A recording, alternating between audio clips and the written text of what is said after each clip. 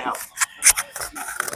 Did you were you concerned that the track was going to come apart, and are you happy that it didn't? No, it looks like they fixed it a little bit preemptively with some epoxy patches and so forth. So it seems like the track's probably in a good place for Sunday's race. Did with the wall in turn 11, was that? I know they mentioned it to you guys, but was it what you expected, and do you have to drive it any differently? It was definitely not what we expected. We'll see how it races. Um, I don't know if there's going to be changes before the race Sunday, but yeah, it's a pretty significant shift to the racetrack. If people, I assume you watch what happens in Xfinity race, and if you guys see something you don't like, you could ask them to change for Sunday. Yeah, that seems reasonable. Yeah, or the whatever Arthur race is out there. Yeah. Is the big change because you the site differently, or because they don't have any tire? They thought that they were going to put some tires. Yeah, well, I mean, it's a lot different hitting a wall versus hitting a tire, as you can imagine. And kind of the risk versus reward proposition changes, and that changes the way you race. Does a potential third charter for FK become more feasible, seeing the amount that Front Row paid for theirs? Allegedly. Allegedly. I'm not sure I know what to believe there, but we're still interested in being a three-car cup team. We're not going to do it just to do it. If we do it, we're going to do it right. And that means a lot of different things to different people, but to us, I think it means having the right assets to be able to compete at a high level and doing it in a way that is, fiscally responsible for the company. What did you think of? I mean, I didn't see much, but of Cam's kind of first practice, first experience. Yeah, he had a great excursion right in front of me, and we told him he gets a lot of points for his save because he didn't hit anything. But it's always interesting to see drivers come from different series to our sport and try to pick it up, and the good, the bad, and everything in between it.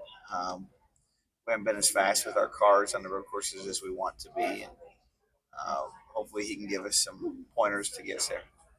How much does your team and you feel this uptick since your win and things kind of really, turning around for you guys? Is it? No, it's been great, Holly. I think it puts us in a spot where, we don't have to points race, which is great. That's not a lot of fun. And then, this year particularly, you look at the drivers that are outside of the bubble right now, Logano, Busch, and I can't remember who else. And those are, champions, right? And they're going to have to either win or point their way in, but they're out right now on points. So it's nice to not have to worry about those things. Why did you go over to talk to Blaney last week? Was it because he's driven for you and you know him? I don't know. I just felt for him. I don't know. I've been there too, and I know how much it hurts.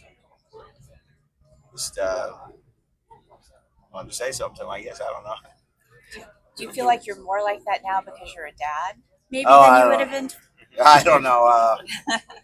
Maybe it. That's probably a great question when I'm 60 rather than 40. Because when you're in the moment, you don't have that perspective, right? You're quite literally you're the forest in the or you're the trees in the forest, so you can't see it. But I don't know. It felt bad for him. I know what it feels like. I know it's not fun. I know how it hurts, and it's something. With the repave here this weekend, do you think tire management is going to be less of an issue for the race?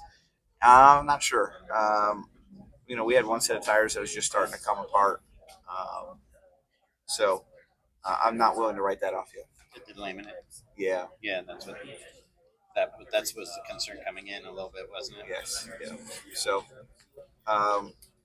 this sport loves to play that game when you think you understand and know what's going to happen, and it does a 180 on you. I didn't think, when we went to Bristol this spring, in our race prep, we talked about don't worry about the tires because the fall race we ran like 200 laps on a set of tires, and we couldn't make 35.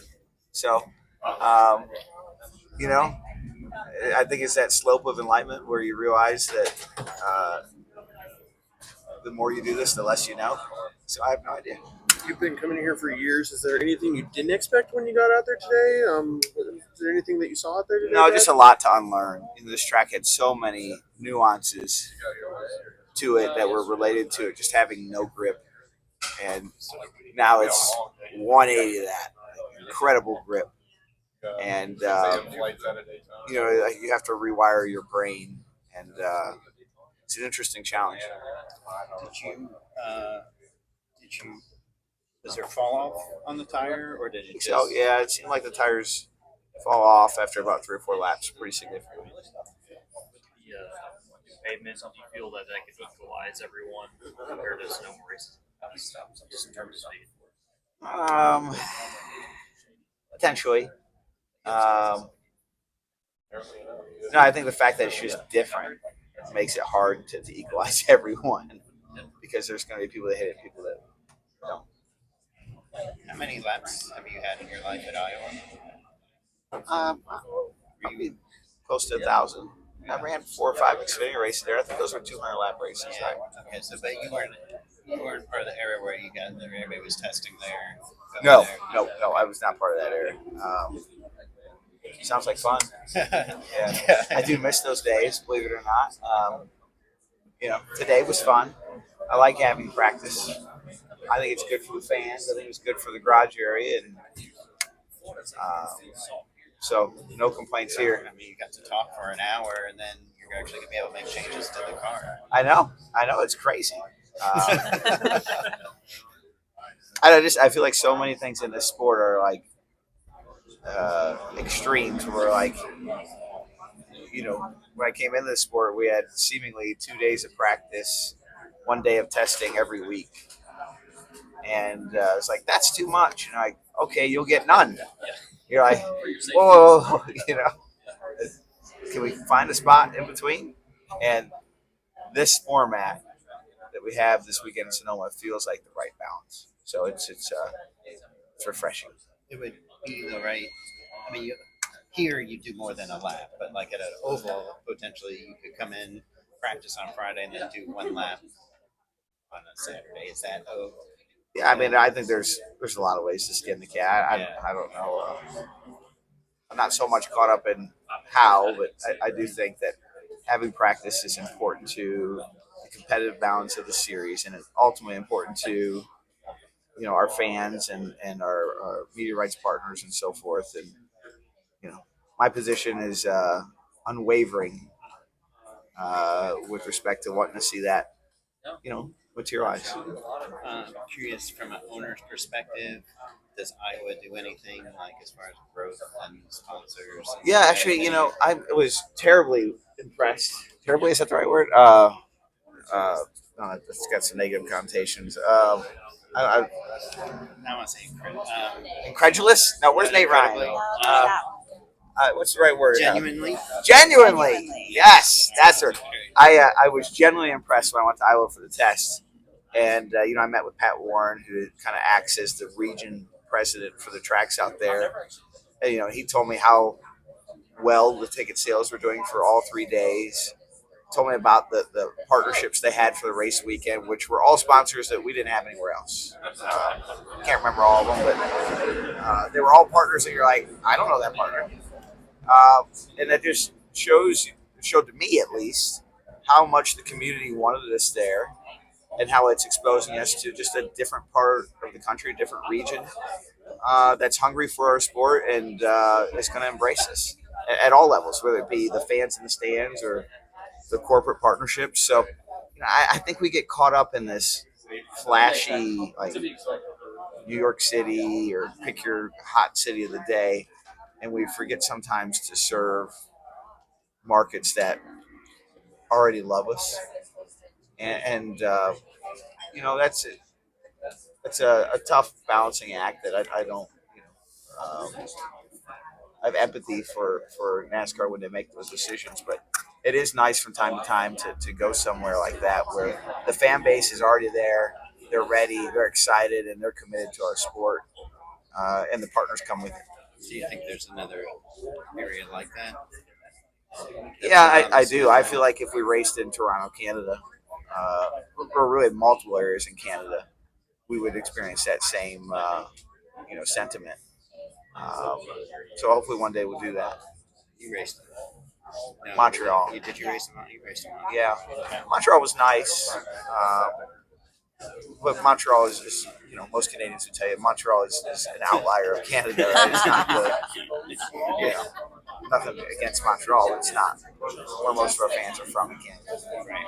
And you raced Mexico too. Yes. So, Yep. have you gotten any sense? It seemed like a month ago, yeah, we're going to Mexico next year. But have you gotten any sense of where?